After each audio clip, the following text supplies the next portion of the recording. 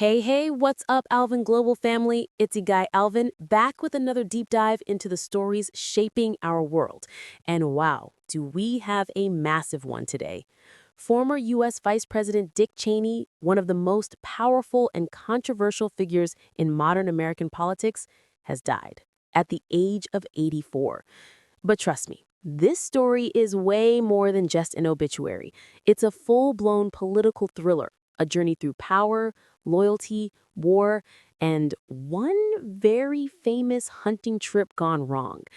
Before we get into it, smash that like button, hit subscribe, and ring that bell so you never miss the stories that the world's talking about.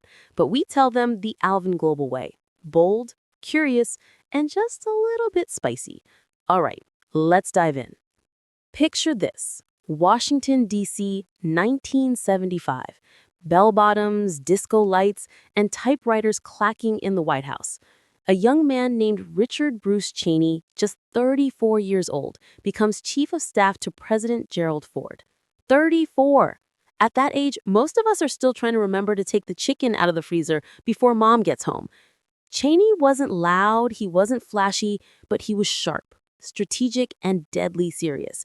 The kind of guy who'd walk into a room and everyone just straightens their tie a little. And that was just the beginning.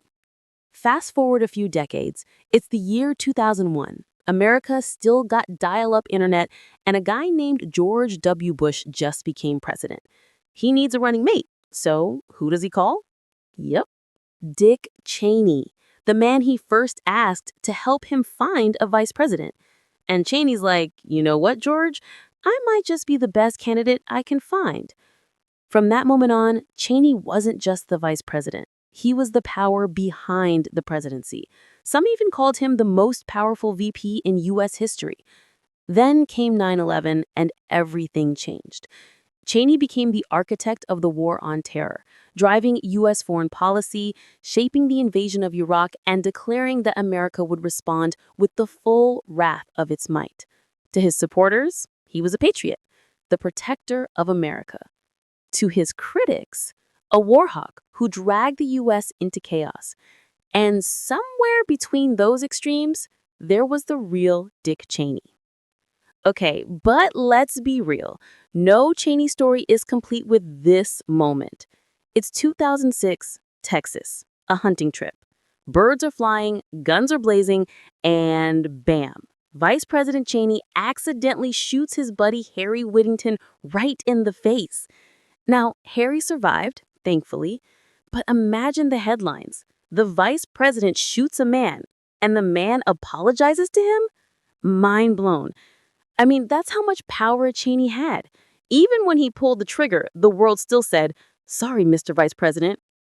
He later told Fox News, "Ultimately, I'm the guy that pulled the trigger and shot my friend." No kidding, Dick. No kidding. But beyond the jokes, Cheney's story is complicated. He helped topple dictators, defended America in times of fear, and stood unshaken in his beliefs, even when history turned against him. He backed Ukraine's NATO membership back in 2008, years before it became one of the biggest geopolitical flashpoints of our time. He believed in strength, discipline, and loyalty. But loyalty, as we'd soon learn, had its limits.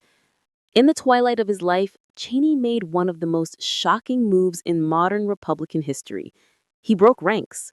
He publicly declared that Donald Trump was, quote, the greatest threat to our republic. And get this, in 2024, he didn't just oppose Trump. He endorsed Democrat Kamala Harris. Yep, the man who helped launch the Iraq War voted blue.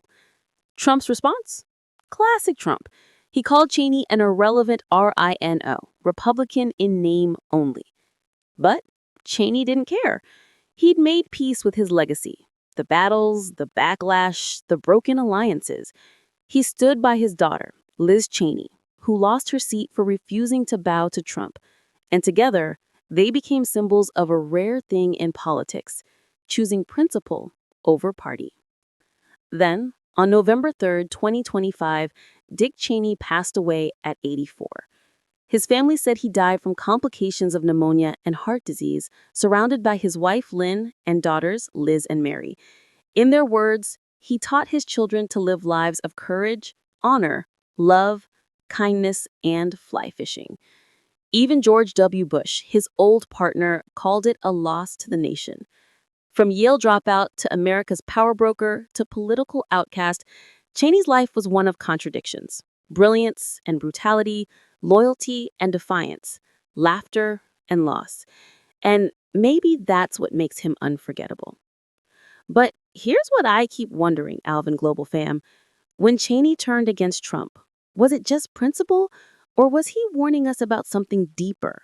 A storm inside the party he helped build, a power shift that's still playing out right now behind closed doors in Washington. That's what we'll dig into in my next episode, Inside the Republican Civil War, what Cheney saw coming. So make sure you hit that subscribe button, turn on the notification bell, and drop a comment below. What do you think of Cheney's legacy? Hero, villain, or something in between? I'll be reading your thoughts, and trust me, the next one's gonna be Oshi.